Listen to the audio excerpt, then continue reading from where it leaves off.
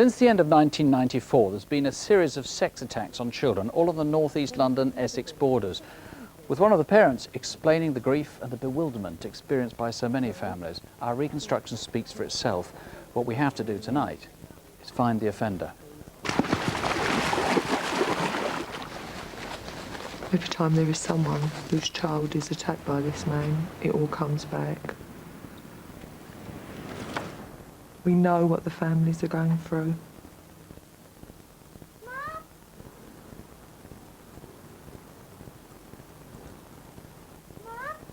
Mum! All right. It's all right, darling. It's all right. Miss here. And I just don't want any more lives ruined. All right. The first reported case was in November 1994. A 14-year-old was crossing Woodford Public Golf Course on her way to an extra lesson after school.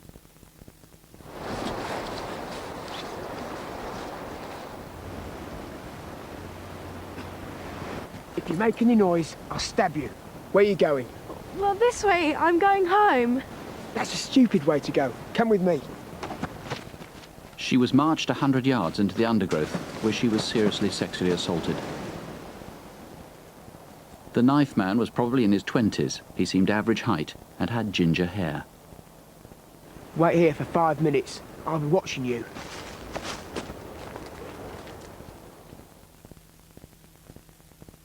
The next case, linked in public tonight for the first time, was 5 months later, in April 1995.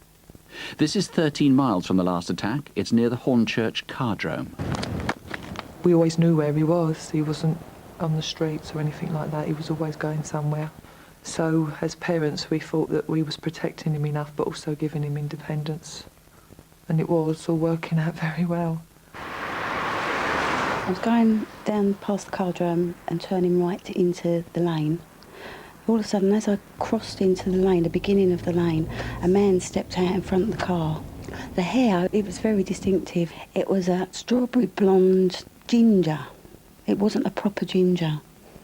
It was a very distinctive colour. There's not that many people that you see that colour. I stood there for a good few seconds and then turned round and started walking around to the passenger side as if he was coming in to get into the car. I just sort of swerved the car around him and off I went.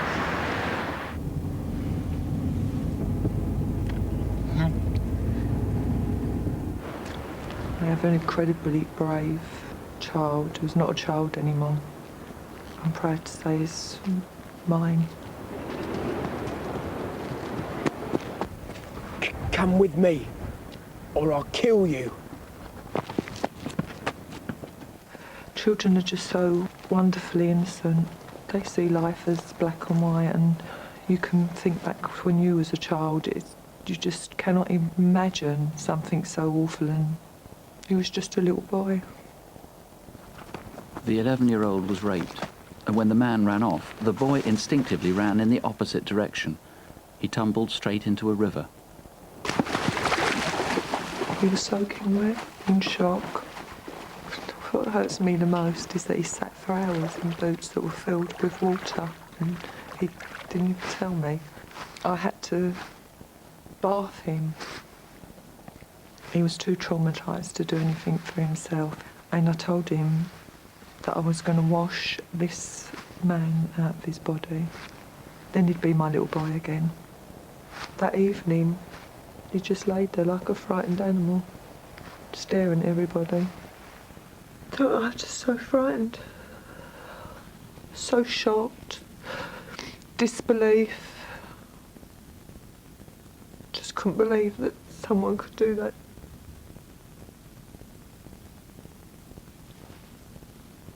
When we'd looked after him so well. The third linked attack was in June this year in Clayhall, near Ilford, and the victims were younger still. He seems to have it planned well in advance, where he's going to spring his attacks. I'm sure that he does know the areas that he's operating in. And it's not just children that are left to roam the streets. These are children from well cared for, responsible, loved families. I got a new dog yesterday. Where'd you get it? The shop round the corner. Yeah. That shop sells those lollipops which are really nice. Yeah. Hiya. Do you like climbing trees? Yeah? Do you want me to take to see some better trees? I know a little tree that we can climb. Okay.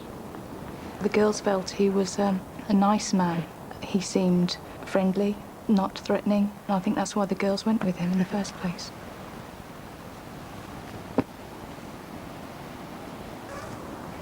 What's your names? Oh, right. They're nice names. I just took the dog for a walk up the forest there.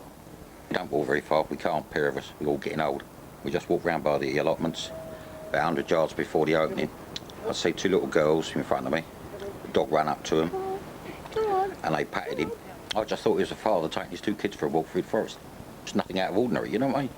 It's possible these were two different Don't go girls. too far. Were you out cycling with your daughters in Clayhall on a Monday afternoon in June? Only over there.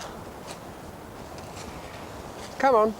It's when they got to the adjacent woods with Claybury Hospital that the girls realised that they really had gone too far. That White House over there. That's the mental hospital, isn't it? No, that's not the hospital. That's it. That's where people get killed. It's a type of a confidence trick. There's something over there. Just over there. No, we've gone too far now. Can we go home now? Yeah, sure. Come on, this way.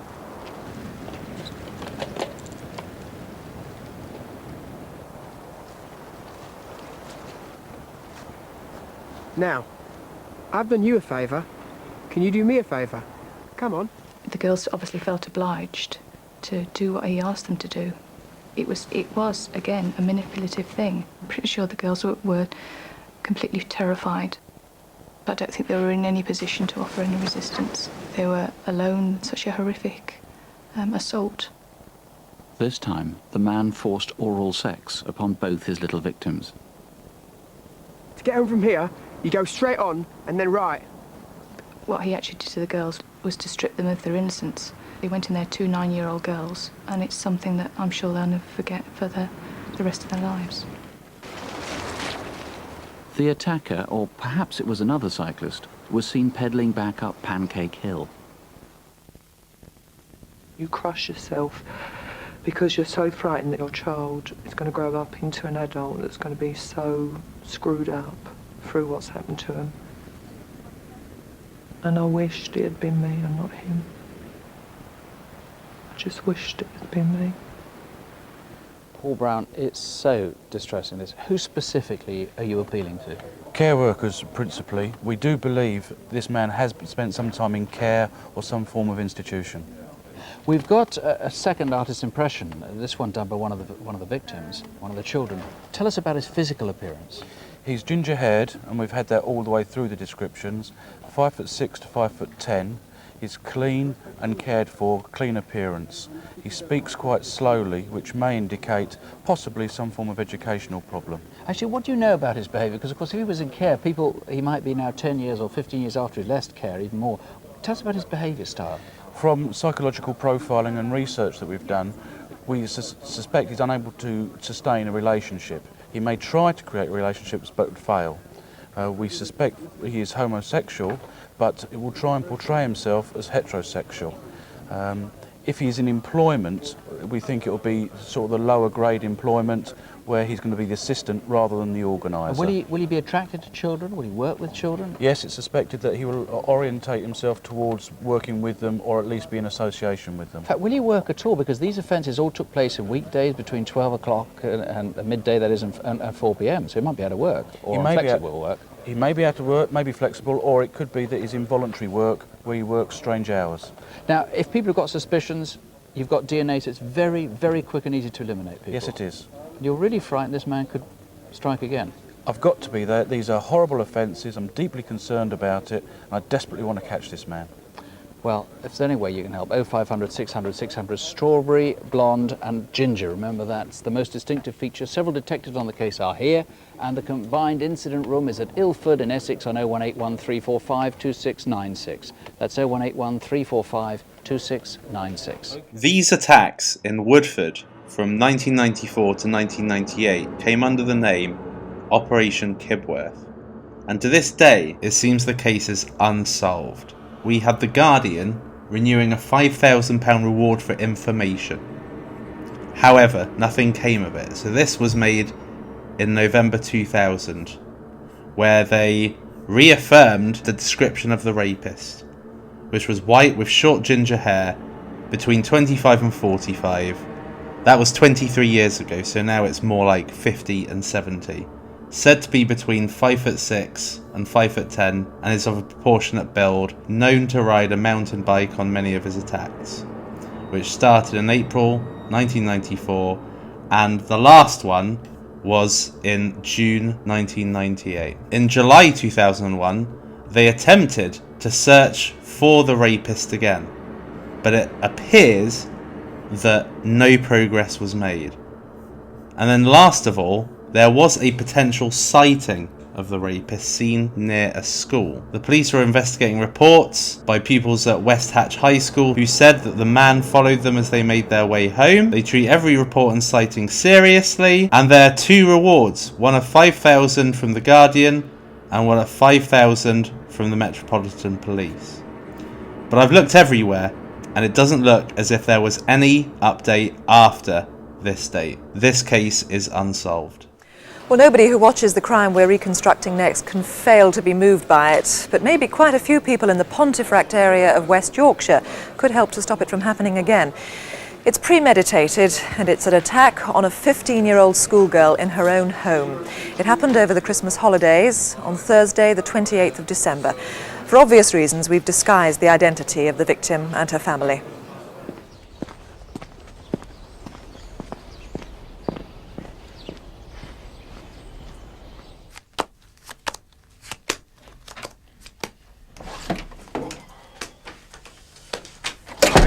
Dad, Lorna's been cheating again. Hey, Lorna! Dad! My daughter means more than anything to me, but we've always been close, and I've always been there for her. Words don't sort of spring to mind that you can sort of say to people how much you care for your daughter, or someone you love, or someone you care for. It's just there's a good bond there, and I don't think that bond can be broken. And I like to think it will never be broken.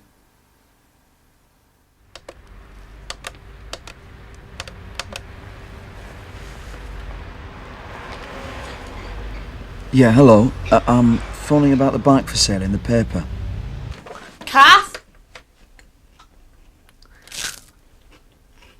Catherine! Something about your bike. All right. Hello? Yeah? What age is it up to? Yeah, it's for my niece. I was going to buy it for her for Christmas, but I've been really busy. Have you grown out of it? Yeah. So you coming then? No. What did he say? Oh, he just wanted to know about my bag. I told him to come later on when Mum and Dad are in. Oh, go on, why aren't you coming? Are you too tired or something? No. I just don't want to.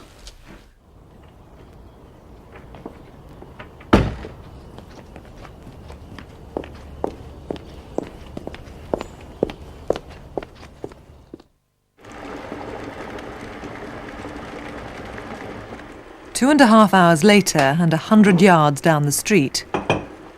I was making a cup of tea between television programmes. And I wanted to hurry up and get it done before my neighbour's programme came on.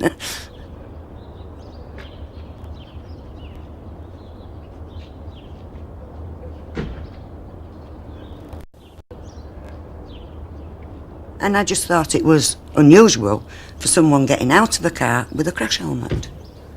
It just didn't seem natural. That's why I was watching him. still quite cool weather, the wind's coming in from the northwest. You need lessons. I'm getting plenty, thanks. You're still in the first grade. Well, can't wait for me O-levels.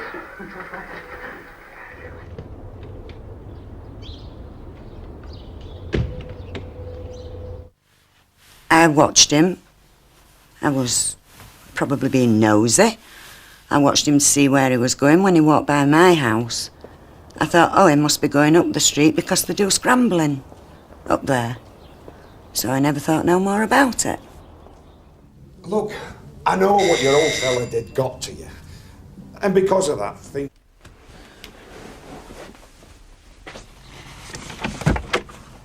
I've come with that bike for sale. Well, the thing is, I don't know much about it. You're better coming back. I can't come back later. I'm busy, for the rest of the week. I'll just take a quick look. Is it in shed or something? Yeah, I suppose so. I'll just go get the key if you go around the back. All right.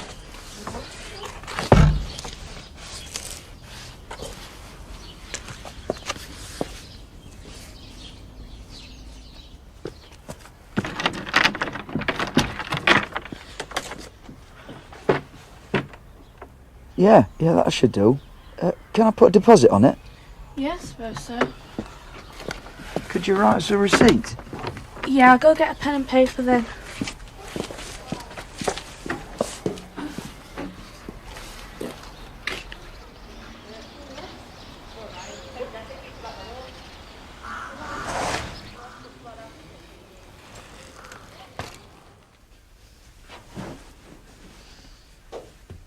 Can I use the toilet? Yeah, it's just behind the back door. Don't scream. With great presence of mind, Lorna persuaded her attacker that her sister was due back any minute, though she knew it wasn't true. Even so, her ordeal lasted a quarter of an hour.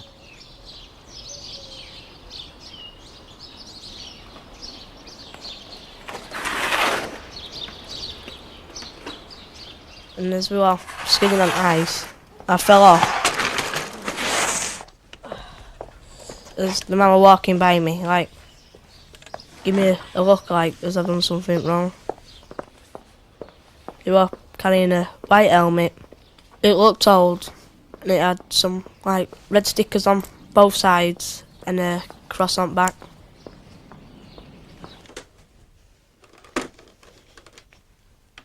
Police! Police!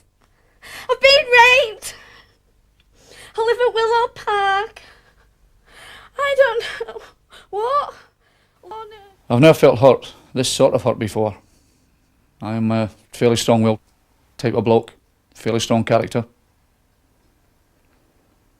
But every day it's just ebbing away, bit by bit. It's biting away. And the longer this goes on, the harder it gets. This man doesn't know the effect he's had on my family. Well, of course, awful for the family and a terrible ordeal for the girl herself. Chris Gregg, the victim has given you a good picture of the attacker, hasn't she? Yes, a very good picture. The fit's regarded as a good likeness. He's a white man. He's aged about 28 to 30. He's around 5'7" and is described as being of a chubby build and having a beer belly. And he's got very distinctive long brown hair which is down onto his shoulders. One of the witnesses mentioned though that he looked as though he'd been wearing a crash helmet and his hair might not normally be quite as flat and untidy looking as what it's shown in the e-fit. Well, of course, the crash helmet is quite significant. The nosy neighbour, who turned out to be a good neighbour, of course, spotted the car and he got the crash helmet out of that. Tell us a little bit about the car involved. Right, the car is described as being an old-style saloon car. It was dirty, and it's possibly a Vauxhall Cavalier, the old style. So why would he be getting a crash helmet out of the car? Well, the crash helmet, we feel, was part of a disguise that was being used. The two lads who saw the crash helmet, they've given a good description of it, and they've said that it's an old, dirty, white-coloured crash helmet, and it's possibly got some red or orange flashes down the jawline. It's a full-face helmet, and it's possibly got a black cross on the back, very distinctive. Now, you're seen wearing glasses here, but you think that may be part of the disguise as well? We're fairly sure that the glasses are part of the disguise. The twine used to bind his young victim isn't something you can buy easily in a normal hardware store, is it? No, it's not. It's actually agricultural baling twine, and it's not something that's readily available in DIY shops. But I'm not suggesting that this man is part of the agricultural trade, but it's just something to bear in mind. Now, the man got the number of the schoolgirl from an ad in a local paper. What does that suggest about where he comes from? Well, the circulation for the Yorkshire Free ads, which the paper that it appeared in, it covers the whole of Yorkshire, it covers North Nottingham and North Derbyshire. We know that the phone call came in at 12:15. The man was on the girl's doorstep at 1:15. So an hour's radius. It could have travelled from anywhere within that hour, virtually within that circulation area. Chris, thank you very much indeed. Do call us here now, or if you prefer to try the incident room in Pontefract, that's also a free number. If you have any information, call 0800 318 001. That's 0800 318 001. I've looked everywhere online for an update on this case, and unfortunately there has been none, which leads me to think that this case is still unsolved.